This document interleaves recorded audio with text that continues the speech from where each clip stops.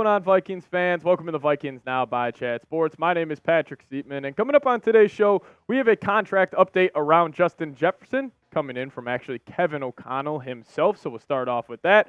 And then a Vikings insider says J.J. McCarthy will pretty much sit no matter what in year one. We'll talk about that on the tail half of today's show. But before we dive into it, I want to get the good vibes going because I've seen a couple Vikings fans in the comment section and on Twitter freaking out about number 18 not getting extended. So if you want Justin Jefferson to get that contract extension and get the money he is deserved to be paid, like today's video. Let's see if we can hit 500 likes on today's show. So let's dive into it. What is the update around Justin Jefferson getting extended by the Vikes? Well, Kevin O'Connell on the Kay Adams show had a very interesting quote. He says, "I know everything's going to get worked out there. Justin knows the love and admiration that I have for him, and he knows he's such a big part of what we do around here. That's on the field. That's off the field. He brings such a great energy to our building every single day. And he's the ultra competitor as far as when he steps between the white lines." He also carried on to say very few people are able to do the things that he's able to do. But it's how he goes about his business, how he works, how he pushes his teammates to get better. Justin Jefferson is a huge part of this organization. So Kevin O'Connell sounds like he thinks a deal is going to get done for the best wide receiver in the National Football League. And I agree. I mean, there is no worry in my heart about this possibly not getting done because the Vikings, they're looking at the numbers. They're looking at how impactful he's been for this football team over the past couple of seasons. I mean, he has the highest yards per game in NFL history at the wide receiver spot. They know it's going to get done, and they will get it done. But I do think it's important to look at some recent wide receiver deals that have been that have gotten done this offseason, where A.J. Brown became the highest paid wide receiver in the National Football League, and Amon-Ra St. Brown within the Vikings division got paid $30+ million. So I'm sure Jefferson and his agent put down those two contracts and said, this is where we start, and then we obviously are going to have to match what they want. But my take around the Justin Jefferson, contract kind of fiasco here is I still believe this deal should have gotten done last summer. Like, you look at what A.J. Brown just got paid, $32 million. You saw Amon-Ra get $30+ million.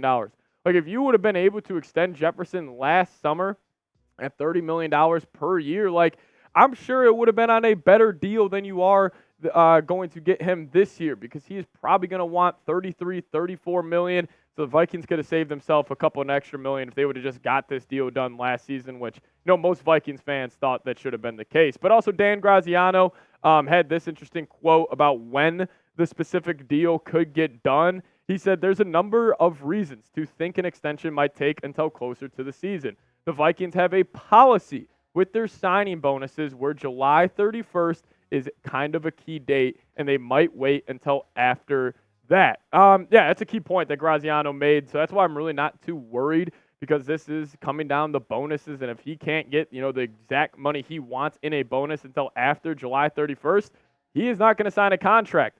But my overall thought process is just get it done before camp, and we have no problems. I don't want that dark cloud kind of hanging over the Vikings practice sessions in August with Jefferson possibly not being there because let's just say August rolls around and he's still not extended and he's probably looking at the rest of his teammates saying like, yeah, I want to be out there with you guys, but I'm not going to go risk injury during training camp unless I know I am for sure locked up long term. So just get it done before camp and we will have no issues. But you guys let me know. I want to get the pulse of the fan base here to start off today's show. How much per year will Justin Jefferson command? Let me know your thoughts down below in the comment section. I think it's going to come down to whether Justin Jefferson wants to become the highest paid wide receiver or non-quarterback in the National Football League. And right now, Nick Bosa of the San Francisco 49ers, he became the highest paid non-quarterback on a per year basis last season, signing a 5-year, $170 million deal. And then A.J. Brown this past offseason did get paid $96 million over a 3-year span. So I think bare minimum, he is looking at that $32 million per year for A.J. Brown and saying that's where I start.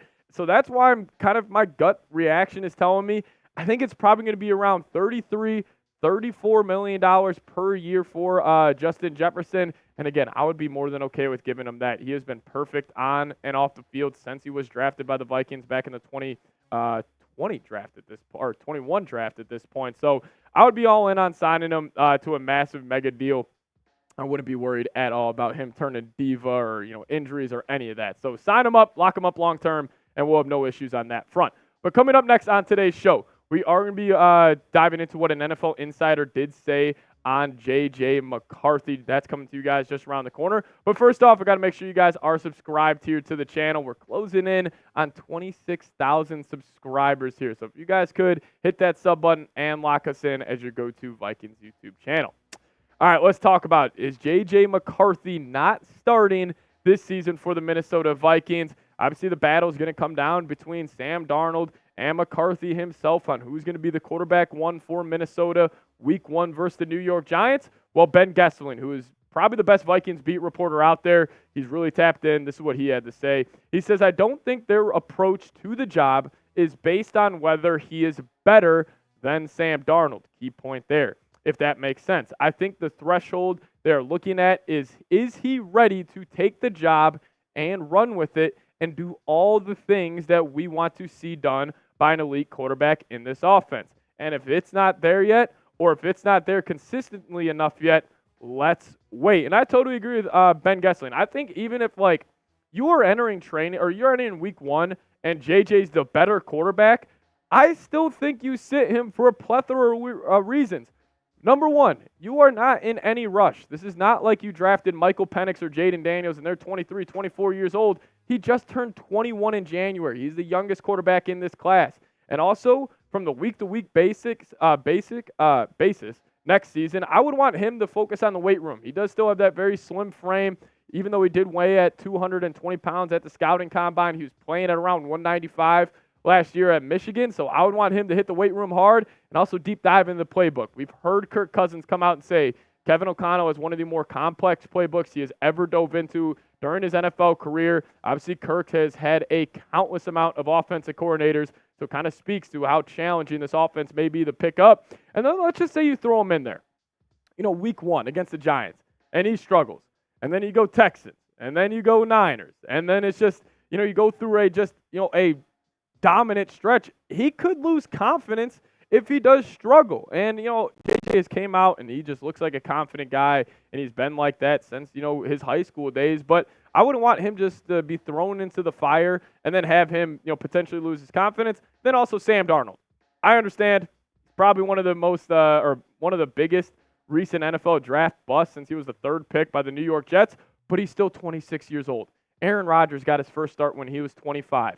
I'm not completely selling my stock in Sam Darnold. Maybe he takes a Baker Mayfield step where he bounced around the league, finally found his home in Tampa Bay. I'm sure Sam Darnold is hoping he takes the same career trajectory as a guy like Mayfield did. But I do want to get you guys this quote from Kevin O'Connell on J.J. McCarthy, just speaking about the process the Vikings, will be going with here. As he said, this guy is a process-driven guy, and understand that there's a long road ahead of him.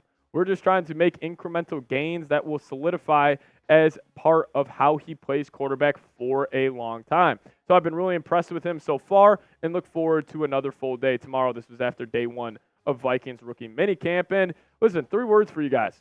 Trust the process. This is not going to be something where it's, even after, let's just say even after his year 2, JJ goes out there and struggles.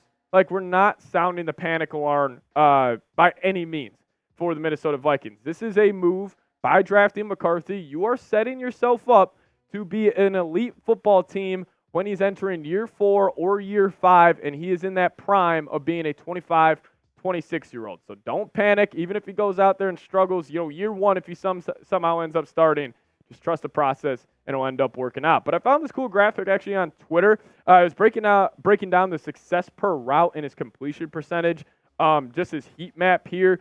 One thing I do love about this, he threw the post and corner routes at 51 and 59%. Again, this is based off, his overall completion percentage. So I think that's a pretty solid number. Those are middle of the pack in college football. Obviously, through the screen route at a really high clip, but also slant route at 74%, flat routes at 80%.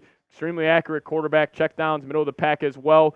Did not throw the out routes or the comeback routes or the 9 routes at a high rate, and I think that just comes to, him not really having too much touch when he throws the football.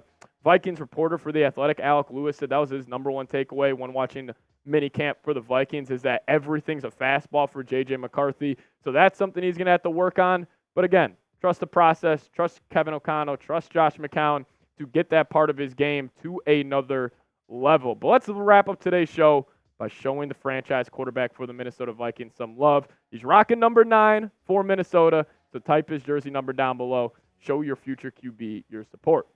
If you guys want more Vikings content on your Twitter or X timeline, hit me up at Pat Sieps. Give me a follow over there. And if you guys do so, I'll give you guys a follow back. Thank you guys so much for watching. See y'all next time. Let's go Vikes.